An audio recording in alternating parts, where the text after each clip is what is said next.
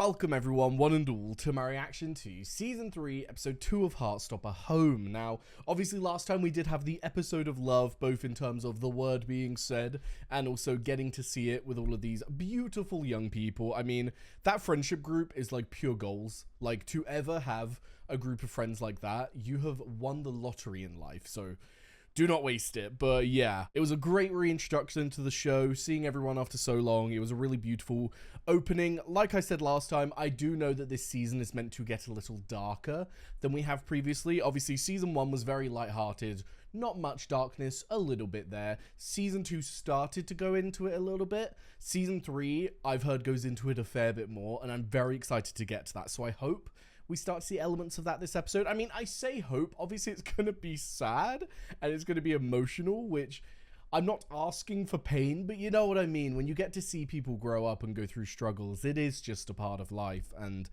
I enjoy seeing that represented because it can feel quite fulfilling for anyone watching, you know. But yes, anyway, with that said, I'm done rambling. Very excited to get back into it and see how everything goes. So without further ado, let's go. Ooh. Nephew. Don't tell David. Shut the fuck up. Oh, I love her. What are you doing here? Wait, what? Wait, I need to look her up. I can't remember her name. It's pissing me off. Haley Atwell. Oh, my darling. Hello. Oh, that's so cute. So that's what, his auntie then? Damn. Of all the actresses, I just did not expect to see her here, but I am extremely happy. Bless her heart. Shame Mum had to pull out. Yeah, well, there's always next year.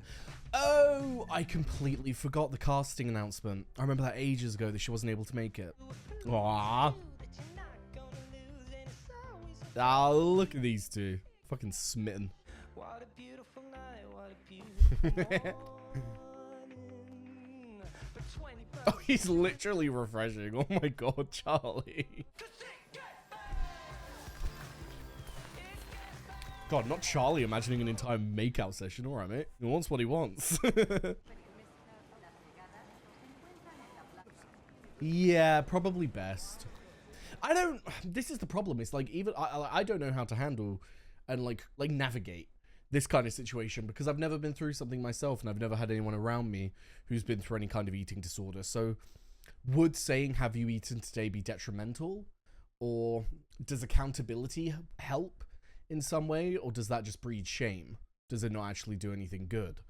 I think you kind of have to like do your research.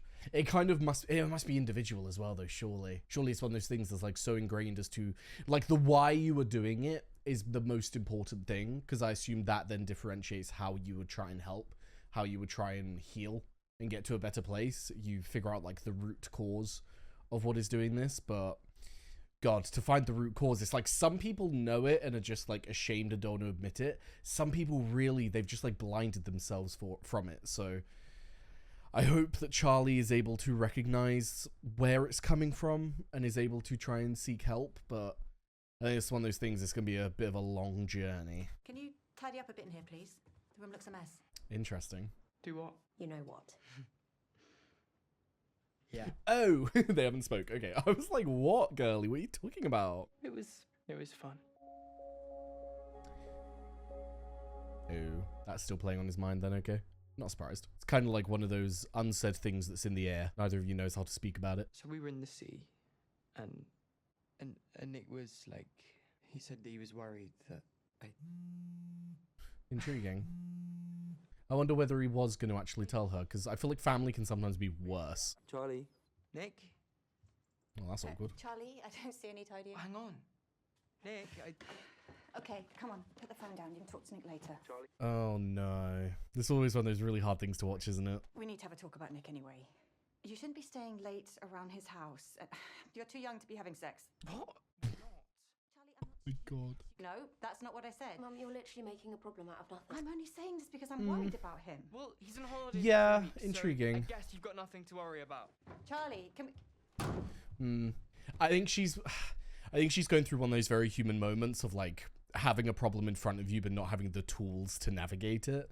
I don't think she really knows how to help. She's kind of defaulting to what she thinks is a main distraction for him and that is what is thus leading to him being distracted. But I think you have to look at a problem like this a lot more complex than just seeing it as such a simple thing. Like, you do have a child that has obviously struggled a lot and has been through a lot.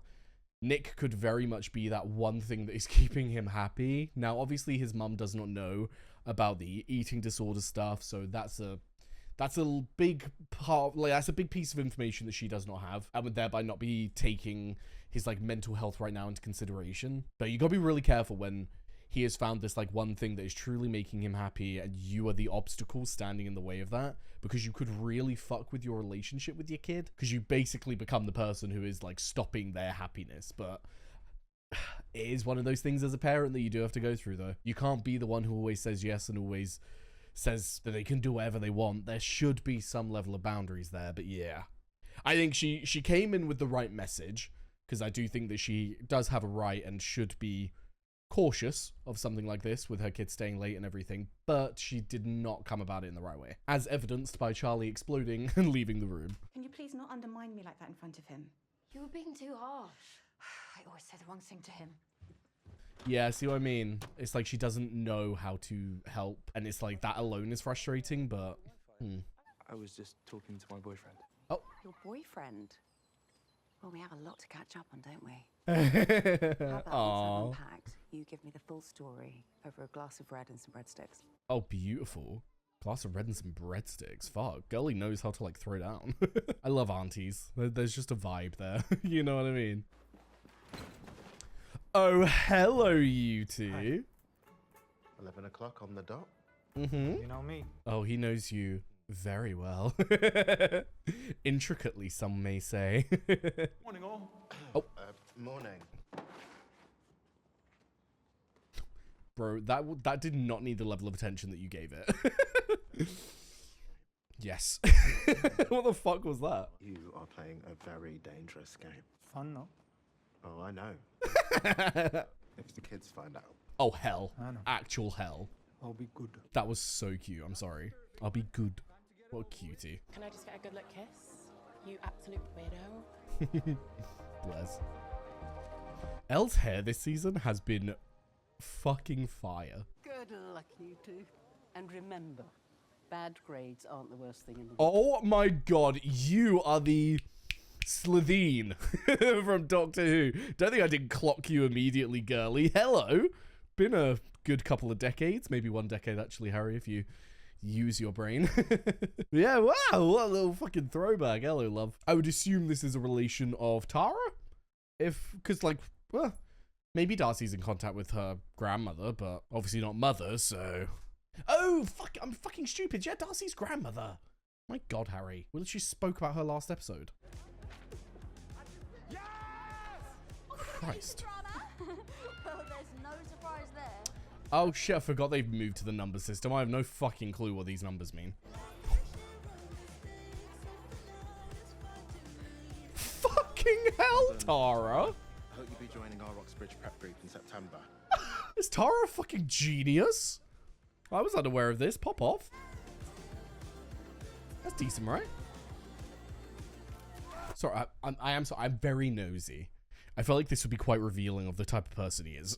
I want to know what you got in each. Ah, right, I got it. So, English 6, Maths 5, Chemistry 6, Biology and Physics 7. Nice. French, PE, and Geography. To be fair for Nick, that, yeah, that really makes sense.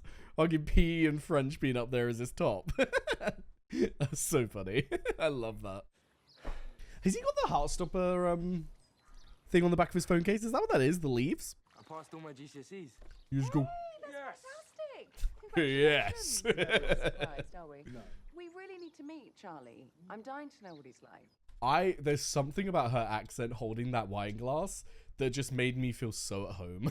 Like, no one in my family is like that, so I cannot explain why. There was just something so comforting about her just holding it, being like, gotta see what he's like, you know?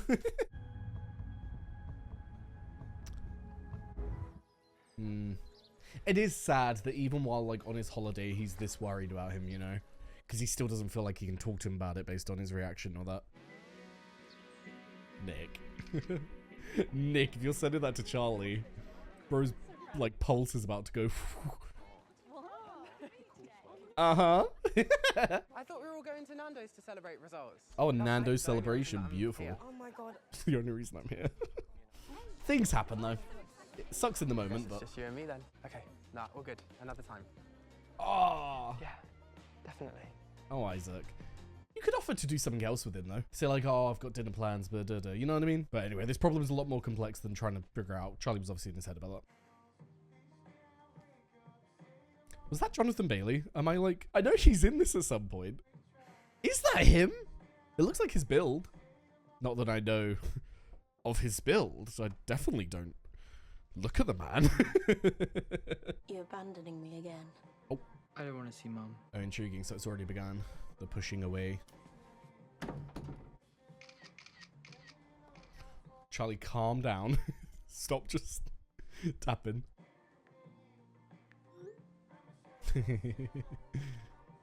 Do be pretty fire.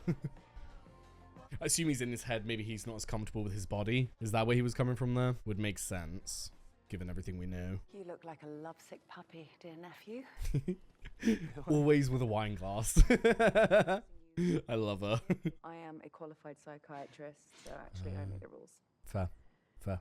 A qualified psychiatrist? Do you ever treat people with eating disorders? I was about to say. It's not my speciality, but it tends to go hand in hand with other things. Yeah. Why? She is family, but... I don't know. Yeah. Just curious. It's one of those really tough things, isn't it, when you have family in fields like this where you're like seeking help or something, because you don't want to betray the trust of your partner by talking about it to someone else, especially when it's a kind of situation where like that is a family member who will then obviously see him and everything.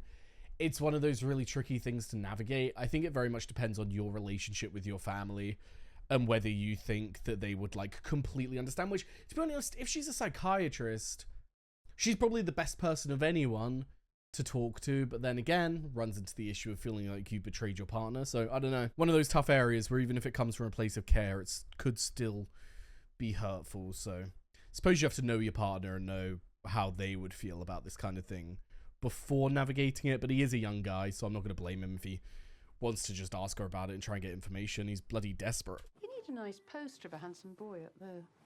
I'm a lesbian, Gran. Not the biggest smile. You don't have to tell me Bless! that. You need a pretty girl up there, then. Got a pretty girl right here, actually. Your mum called again, by the way. Oh, no need to do anything about it. Just thought you ought to know. Nice, good. Respect the boundary. He's been taking me out on a date, like every day. That's good. No, because we know why he's doing it. He's trying really hard, and I'm not sure why. He feels insecure. He It's probably like thinks that... He's scared I'm going to abandon him if he's not a good enough boyfriend. Yeah. I mean, He's literally thinking in his head, you're about to begin something new, something like wild, something amazing, something that you're really going to enjoy. Please don't forget about me. Please don't leave me.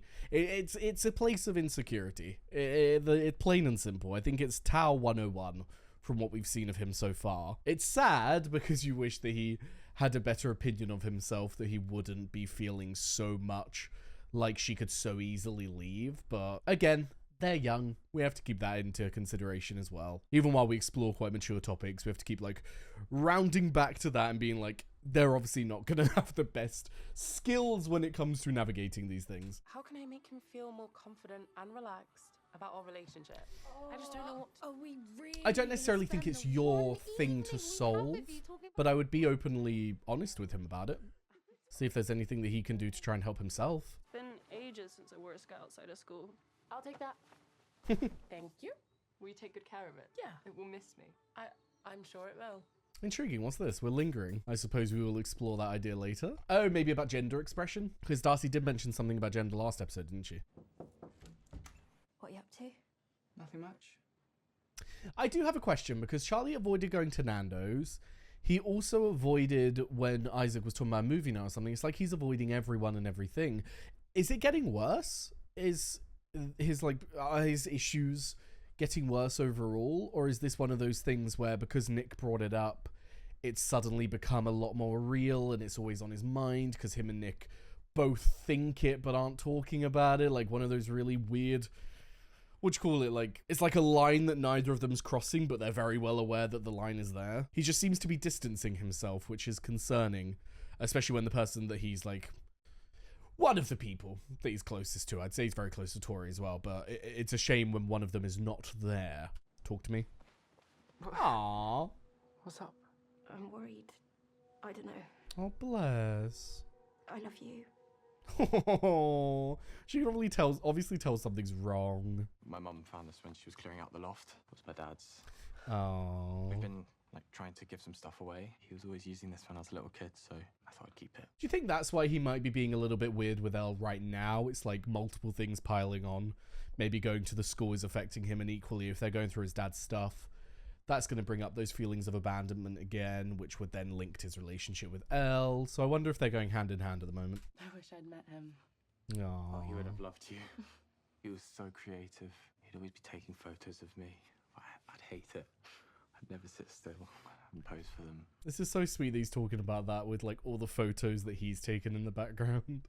I wish I'd sat still and I wish I'd posed. Oh, don't go thinking about that kind of stuff. I get it though, you can't not. Oh. Bless. Oh my god, Isaac, mood. Right, you're asking for it. Are you guys going to actually watch this movie or not? Sorry. Bless. Do you not think it's weird that Charlie hasn't been replying to the group chat? Thank you. Isaac, I'm sure he's fine. Yeah, also he hates my movie choices, so he didn't want to come. We all hate your movie choices. It's nothing against them. It is one of those things where, especially when you're young, you become like very, very focused and invested in your relationship. And so obviously it's going to take over a lot of your attention. You're just going to be way too invested. So I don't blame them for not noticing, but it is really nice to see that Isaac is like paying attention and trying to keep an eye on him, because we know obviously that there is a problem happening, but... I'm going to head off actually, guys. No! Isaac, please. Don't leave. We love you. It's We all good. love you. No, we'll do this another time. Have a good one. But 5 minutes. Just 5 more minutes. No, it's actually so fair. Look how small the bed is and you two are being like that with him sat next to you. Come on. One of your friends is here. Nice. I was hoping. Which one? The one who's always reading. I love how she knows him as the one who's always reading. What's going on, Charlie? Nice. Like, you stopped replying to text. Our friendship group is just all over the place at the minute. We've barely done anything together all summer, and I'm just feeling a little bit left out, to be honest. Fair. You can never know what's going on in someone else's life, so it's fair that he'll be feeling that way and not understand. Because he literally doesn't understand. He hasn't got any information. I'm just sorry. It's fine, Charlie. It's not the end of the world. I just wanted to make sure that you're okay. I'm okay. Don't feel like doing anything. You promise that's it? Yeah. That is concerning. It's just the way he was describing it that's concerning me the most. I don't know the correct wording, because it's not codependency, because there's not like this mutual dependency on each other.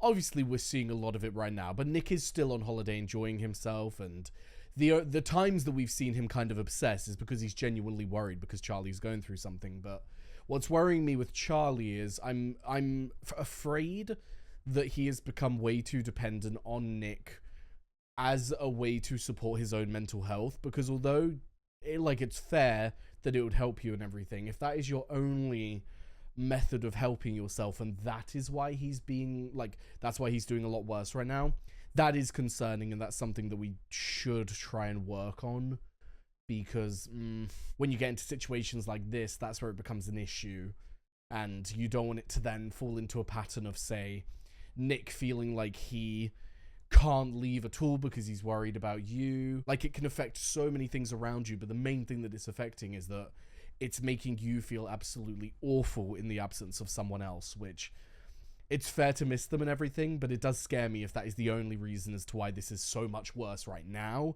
than it was before Nick left. Could be completely unrelated. I could be reading into that too much, and it's more so that it's just progressed to a worse point and it just so happens that Nick is away, but timing doesn't seem the best. You can watch that Emma adaptation. Oh, you know that's my favourite. Oh, this is so cute.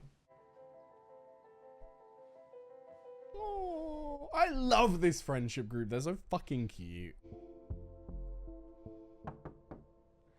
It's dinner time. There's more chance he'll calm down if you ask. That hurts my heart so much, because obviously we were just talking about like Charlie and Isaac laying there, and like Charlie has got such a lovely friendship group, But we never see Tori with anyone else. So her saying that her brother's her best friend, that it's like, it's sweet, but equally it's like, fuck. You seem like such a lovely person. The fact that you don't have like other people that we see you with a lot, I'm like, bloody hell, my darling. You deserve far better than that. Noted. Charlie, can you come and help me lay the table, please? It's harsh. Real harsh. Don't snoop. I know you think it'll be good, but it's a big betrayal.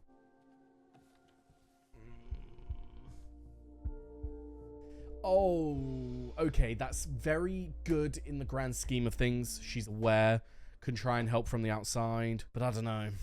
Gotta be careful with stuff like this. Don't wanna make him like get angry at you and like resent you and not tell you stuff. How many times do I have to tell you that I'm not leaving? We did this before when I moved to Higgs. But it still feels like you might, you know. Tao. I get it. You've lost someone in the past and Nice, talk about it, yeah. you're scared of it happening again.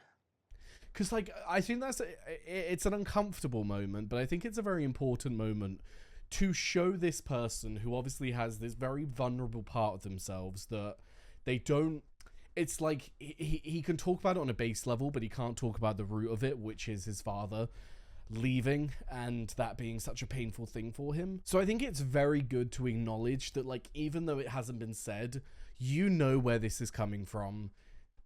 Like, I see you, I understand, and let's acknowledge that so that we can, like, be honest when these feelings are happening and when they're popping up, so that we can find our way around it. Because the biggest issue with something like this, where it comes from an insecurity and everything, is that you don't discuss it, that you just, like, keep it bottled up, keep it within yourself, feel those feelings, don't talk about it with your partner, and then it just becomes one big pool of you know. I want to make art, I want to make new friends, and I want to have all kinds of new experiences. Good. So yeah, we may not be able to hang out every single day, but that doesn't mean I like you any less.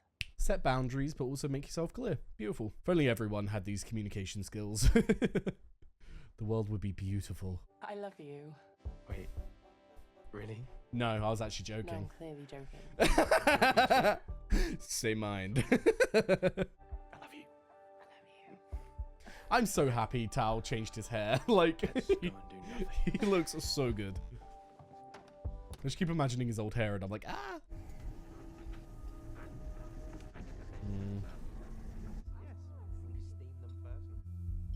No. Ah, shit. This is the issue with family and everything, isn't it? Is they do care and they will notice. I'm gonna go to the bathroom. Okay.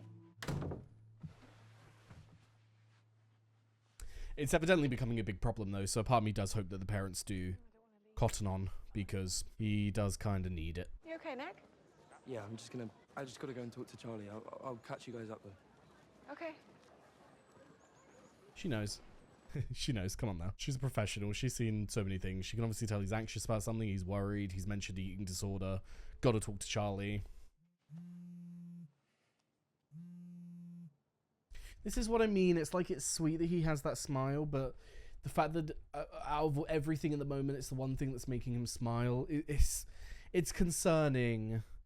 Because, like, I love that he is your rock and he is your everything, but you can't have one person be your everything. Like, don't get me wrong when I'm saying this. It's not a knock on Charlie at all. It's more so a concerning point of his mental health on top of everything else. He's obviously very much in a bad place right now. And, again, I hope that his parents do notice. Or his sister. I don't know. Would his sister telling his parents be a good thing or a bad thing? Because that is a trusting relationship that he might feel had been broken. I'm not sure. We'll see how things develop. I was just wondering if you've been eating okay. Oh, my boy. Did you hear what I said?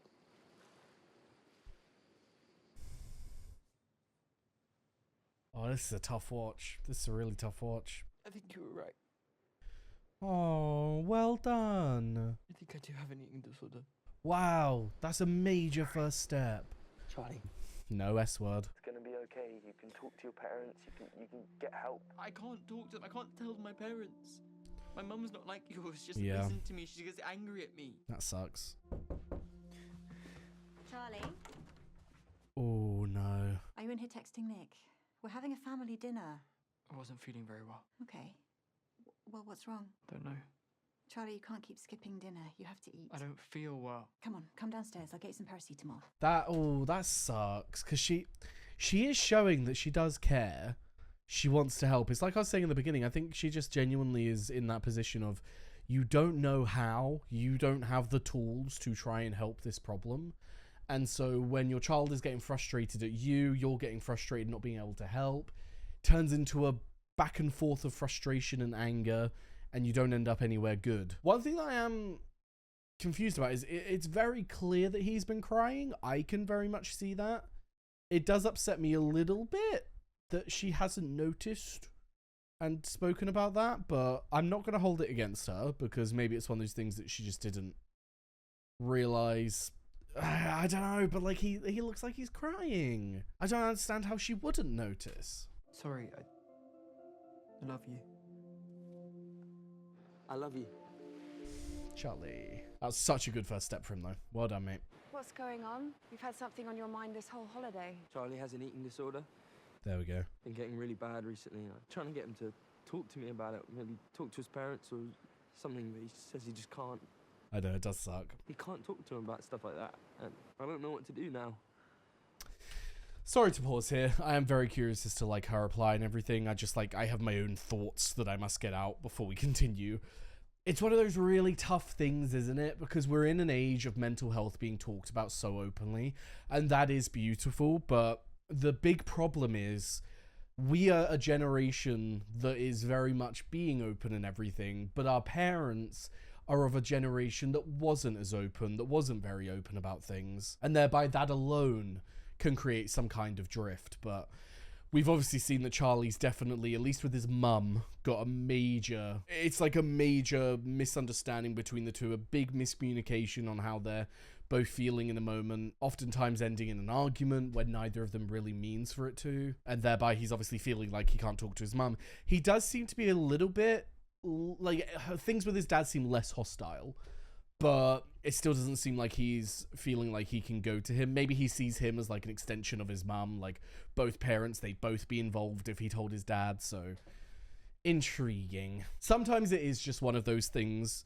mental health wise, where you do just need a professional, but to get a professional, you first do have to tell your family, who will then explore it, which is where we have this big problem, and it is so fucking annoying to see, because we are seeing so many people who wants what's best for him. We can see himself, he doesn't want to be this way, who would want to be this way, but he just doesn't know how to do anything. Everything seems so scary, which sucks. I wonder what Nick's aunt is going to say to this, though. Is she literally just going to say he needs to seek a professional, or? If I don't do anything, he'll just...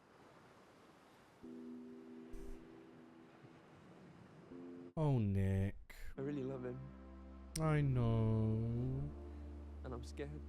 I know. It's so hard being the person who loves someone else and you literally don't know how to help them. I don't know what to do. It's not your place to know what to do. It's not your place to fix him. I know that you think it's your job to save him. And I know that it feels like you are each other's whole world. But that dependency isn't healthy for anyone. Yes. He needs help from a doctor or a therapist. Someone that understands eating disorders and knows how to treat them. Love can't cure a mental illness. Beautiful. It's like, it's so tragic, but it is so true. There's lots of things that you can You can just support him. You can be there for him. Yeah. Just to talk. Or listen. Support him in every way. You need to be there as like someone to support him and everything, but you do both need to equally recognize that to be fully dependent on one another is not healthy for either of you. It is not good on either of you. That does not mean that you shouldn't be there when they need you. It's just more this idea of, we need to have moments where you are not together and you are still happy, you are still content. It's not like your whole world has fallen to pieces and you like everything is gone, you know, like that's not healthy. It will never lead to a healthy balance in a relationship. Could even lead to a level of resentment if someone is away from you for too much, you know, like you gotta learn how to be happy on your own. I think it's a mistake to go into any relationship not already happy on your own, because it does literally just breed dependency. But like, we need to remember, look at any of this, they are 16 years old, or at least, is Charlie still 15?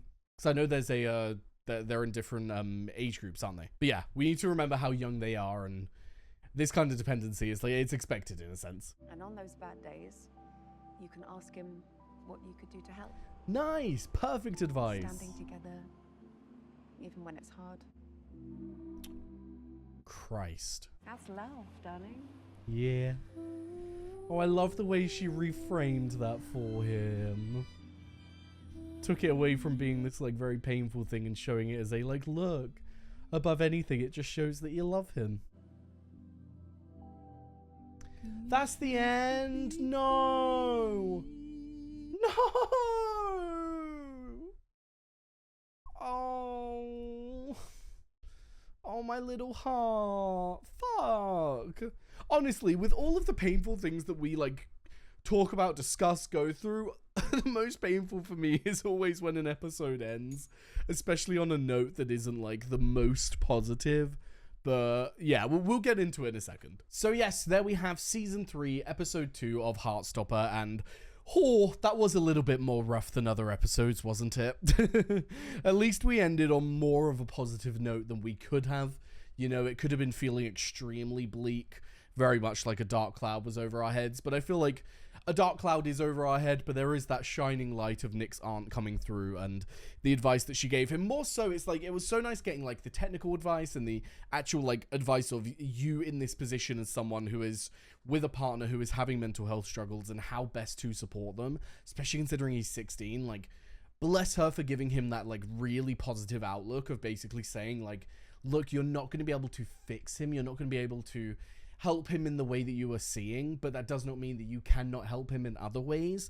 And it doesn't mean that that is such a sad thing. Like, that's a beautiful thing. You have this love for each other that is so lovely and it makes you both feel so wonderful. But we do need to recognize that it can't be the only thing that is making you feel good about life, and to try and find a way through these struggles that isn't very dependent on just one person. So yeah, I do hope that this is the beginning of a journey that, while will be painful, is hopefully going to be extremely helpful for Charlie. I do hope that we end the season on a very positive note when it comes to his mental health struggles, at least, because obviously we began them last season, we're developing them this season, so I hope with the episodes that we have left, we're going to be able to get to a good place with it. Maybe not like fixed. I mean, so many mental health things, there is no way to get them fixed, but to find a way to make your life so much brighter in the long run, using methods that can help you and everything. That is the true goal of seeking help. So I really do hope that we do get to that point. But yeah, it's going to be a rough journey to get there. Now, in terms of other parts of the episode, obviously, the episode was mainly focused on Charlie and his struggles and the people around him. Obviously, we did have some minor undertones. We had one scene earlier to do with a potential gender exploration when it comes to Darcy. That could be cool. I do know that the actor, I'm pretty sure, is non-binary. Let me quickly check on that because I do want to have the correct information. Oh no, I was wrong. So he did identify as non-binary, but in 2023 came out as transmasculine and queer. Okay, thank God I looked. But yeah, I know that the actor, he has explored his own gender through his life, so perhaps that is something that we could explore for Darcy as well. The only reason I'm so hooked on it was that like zoom in camera shot of Tara, where it was like so key that Tara was noticing this conversation about the skirt and everything. So we'll see where that goes. But other parts, obviously the Townell stuff, but that does seem to be resolved for now. I think that when it comes to abandonment issues and how deep-rooted it can be when you have a parent that's passed away, I don't think it's anything that, similar with us discussing like Charlie mental health and everything, I don't think it's something that is so easy to say that it's been fixed. It's probably going to be one of those things where Tao is going to need reassurance as time goes on. But if Ella's willing to do that, and that is something that works for them, and they've got this like open communication, could be absolutely fine, could be absolutely perfect for them. So I guess it's one of those things we'll have to see, but they definitely did good this episode in finding a comfortable space to talk about it. Now, the last couple of people that we explored a bit this episode were Tori and Isaac, both of them kind of in a, I don't say they're in a similar position, but we are seeing two people who are feeling lonely, who are feeling, obviously Isaac's feeling left out, Tori isn't feeling left out, but you can definitely see that it is affecting her, that her brother is her best friend. She is seeing it as a positive. She is seeing it as a, like, I love him so much, he's my best friend. But equally, it is one of those things where it's like, I do feel for her, as she seems like such a lovely person that it saddens me that she doesn't have other friends that she can hang out with and everything. Because it's like, if it works for you and you're like happy on your own, then hell yeah.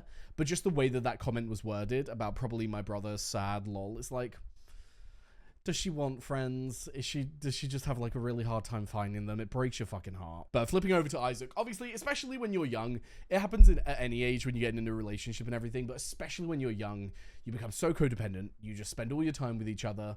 When you are that friend, especially someone who is ace and someone who is not even looking for it for themselves, I can imagine it would feel so like you would feel so left out. So I do feel for him.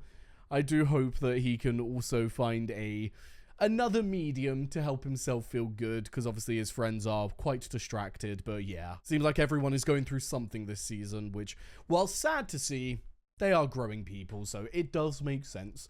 But yes, with that said though, I believe I've covered most of the things I wanted to talk about, so let's have a look at some Patreon questions. Right, we have a few. This is exciting. So first up, there's a lot of focus on Charlie's relationship with his mum, both in the show but also in fandom discussions. I'm curious what your thoughts about his dad are. What do you take of his role in the family dynamics going on? I mean, it feels very much like the mother has taken the role of the person who is more strict, who is more trying to keep their children on track with certain goals. If it's like schoolwork, chores, she seems definitely like the more, what you call it? I can't think of another word than strict.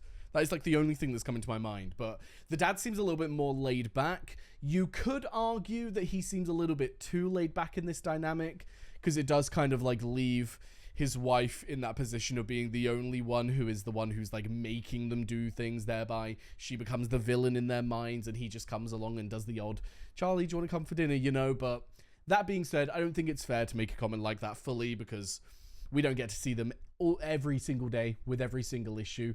Could be very different from that, but yeah, he definitely seems to take more of a backseat role when it comes to the parenting style of their relationship. So I don't know, it could go one of two ways. Either he is just more chill and it works for them, it allows for like a different kind of relationship with both, but equally you could say that he could support his wife a little bit more, especially considering she did make the comment during the episode about Tori not undermining her. Maybe she does like subconsciously feel undermined like in the family dynamics, because maybe the dad as well goes against what she says sometimes. I don't know. Again, it's like I feel like we need more time to see their dynamics to fully understand. But yeah, I'll leave it at he does seem to take more of a backseat role. But moving on next up, I'm curious to know what your favorite non-romance dynamic has been, either in this season so far or throughout season 1 and season 2. Oh, that is a tough one. Let's try and think of them. So like our major ones have been, we got Tara and Nick, we've got Imogen and Nick, we've got obviously the friendship between like Tao, Isaac, Charlie, their duos that come out of that. Because I would say we haven't had, that is one thing, we haven't had much interaction of Elle. Yeah, because it's like Tao's always there now, so now that they're in a relationship, it's hard to see either of their dynamics with Isaac and Charlie separate, you know? It's like going to the back of my mind because it's been a while. But in terms of other dynamics, obviously we've got, oh god, I just turned the lights off. That is not good. There we go. Other dynamics, obviously we have sibling dynamics. We've got the beautiful sibling dynamic of Charlie and Tori. Then we have the fucking awful one of David and Nick. We don't talk about David. David does not exist on this channel. But if I had to pick my favorite, oh, I don't know. I'm torn between Charlie and Isaac and I think Tori and Charlie. Because, like, I love Tori and Charlie, like, such a beautiful sibling bond, but there is something so, like, innocently sweet about the friendship between Charlie and Isaac. Like, when he laid his head on his shoulder, it's like, aww. And the conversation that they had at the beach. Yeah, I'm gonna say Charlie and Isaac. They definitely, like, touch my heart the most, but in a close second is definitely Tori and Charlie, because they'd be pulling on my heartstrings too, but, yeah. There's something, it's just because of how innocent it is. The relationship between Charlie and Isaac, I think that's why I'm like so drawn to it. It's just so pure and cute, you know? But yes, moving on next up. This trip to Mallorca is the one that Nick and his mum had talked about when he came out to her in season 1. Oh, I forgot. I was wondering why that scene was like playing in my head. It's because they were talking about the trip. Okay, anyway, I'm so glad that Nick has other family that he feels comfortable with and that he can confide in. How do you think Nick and Charlie would benefit from having extra support systems around each of them, both as a couple and individually, outside of the singular codependency they have with each other? I think they can benefit from that massively. We as human beings, to be codependent with each other is not good for us. I think that we are too social creatures to limit it to a single person, and equally, when you've got a relationship where you are solely dependent on each other, we've talked about it before, but it can really lead to this idea of, how do I put this? It can lead to a position of resentment with each other, because say Nick goes away again and Charlie's away from him again, Charlie can start to feel bad, start to feel these negative things, and relate it to the fact that Nick is not there, hold it against Nick even when it's not justified. Like, this is the problem with codependency, is you become so codependent that it becomes a problem, because there then begins this like level of anxiety about being away from each other, this level of frustration with each other, because like, why are you putting me spending time away from you as such a negative on me? Why are you making me feel so bad for doing something that I just wanted to do? Like, it can go down some really negative paths. So from a relationship aspect, I think it is not only important, not only good, but necessary. Like, it's necessary that they get out of the way that they are right now, because it won't end well. And also, it will not allow them to be as happy as they can be. Like, they can be so much happier than they are right now. They may be in love, they may be able to share so many things, but we've seen how much this episode has kind of like distanced them and caused so much pain through both of them that we really need some better support systems for both of them going forward. In terms of individually, I mean, I would say that Nick has quite a good support system. I think Charlie does too, but Charlie is different. I think the Nick support system is definitely very family based, very much these people that he's been able to rely on and that he knows that he can go to. And I think that has been nice to see. I think that the situation with Charlie and caring about him, and just the fact that he is 16, is what has led Nick to the path of codependency and why they are so reliant on each other. But I do think that Nick does have a good support system around him. Charlie has the potential of a very good support system. It's just something like an eating disorder is so misunderstood and so... how do I put this? Like, people come at it from a place of concern, but almost from a place of concern that's like too much that you don't want to do it because it will like dramatically change your relationship with the person. And so even though Charlie does have these like potentials of support systems, I don't think he's allowing himself access to them because he is scared that if they are misinformed or they take it in a way of like becoming so worried about him that it completely alters their relationship, that in and of itself is scary. And so I understand why he has not told them, but like how beneficial it would be for him to have like multiple people that he can go to with his issues, to have like a therapist, to have someone who's like trained to help him, honestly is probably the best course of action right now, just from what we've seen.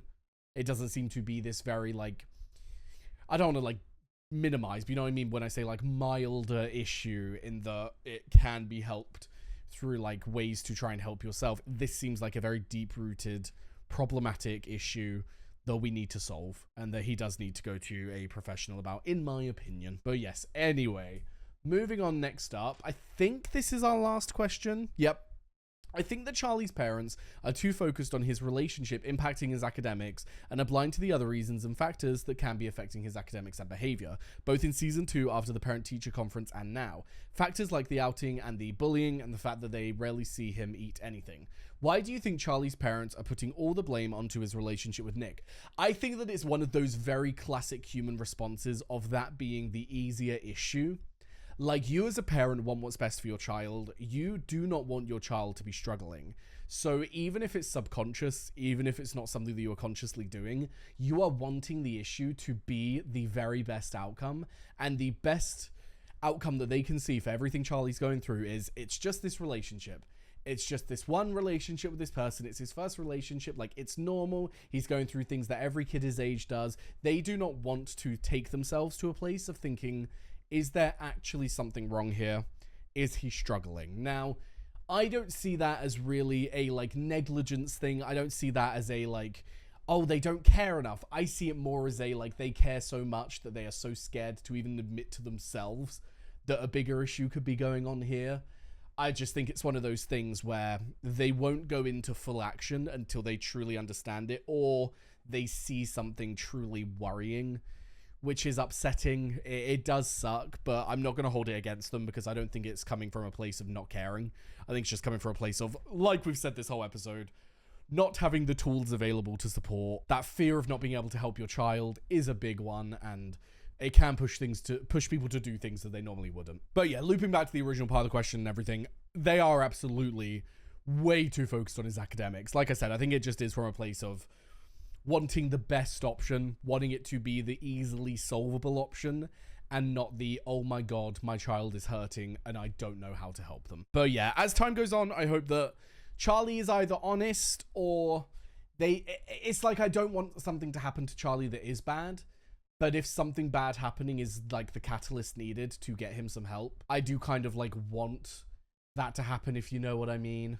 Nothing too serious. Like, I'm not going down the route of like actually being a danger to himself and everything, but you know what I mean? It's like, I kind of do want them to like walk in on him looking at something, become concerned, and then actually seek help for him, because at this point he is really struggling to say it himself. So we shall see. But yeah, overall, absolutely fantastic episode. I love that we delved into the issues that Charlie is facing a little bit more, because it's also an area that I do not have a lot of knowledge on myself and would really like to get some knowledge on and really like to gain an understanding of. Because you can have sympathy, but until you truly understand something, empathy is not available. So I do really hope that this season does explore things in a very, not positive way, because I do think it does need to be realistic, but positive in a way of like positive representation, you know, like actually showing what it's like and the paths available to try and help people, because this show has been very good in every other regard. So this could be another perfect thing to add into the mix, you know. But yes, with that said, thank you very much for watching. I've left a link down below to my Patreon. We're able to find the early and uncut reactions to Heartstopper and all the other shows that I do.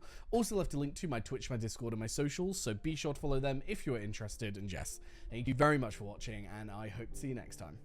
Bye bye.